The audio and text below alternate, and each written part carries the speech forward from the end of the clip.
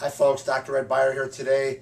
We are going to talk about peripheral neuropathy. Now I'm holding a workshop this Tuesday, 12:30 at Gatto's Restaurant in Tinley Park. I'm inviting you to that because there we're going to go over my very comprehensive program for people suffering from peripheral neuropathy. If you've watched my video or you've seen my other videos, peripheral neuropathy affects many elderly people, and it's multifactorial, which means there are many causes. And if you miss one or two, you're not going to have success in really getting treated. Now, today we're going to talk about one of them, and that's called high homocysteine. This is such a very important that most doctors never check for in the blood. We always do. It should be below 7, and that's very important. Now, homocysteine, you may have never heard of it. It comes from our protein. We all eat protein from our diet, and our proteins get broken down into the building blocks of protein called amino acids. Some of these amino acids have sulfur in them, and these sulfur amino acids get converted to homocysteine in the body. This normally happens.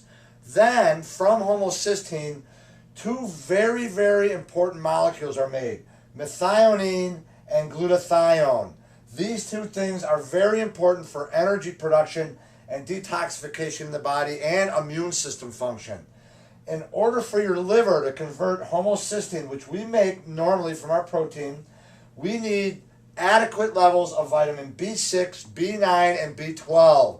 Three very important B vitamins.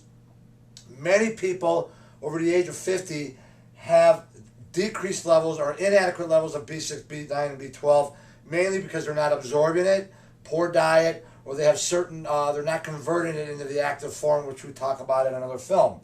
Now, what high homocysteine does, so when you don't have adequate B6, B9, and B12, this does not happen. This doesn't happen, which affects your energy and ability to detoxify, and homocysteine creeps up in the blood.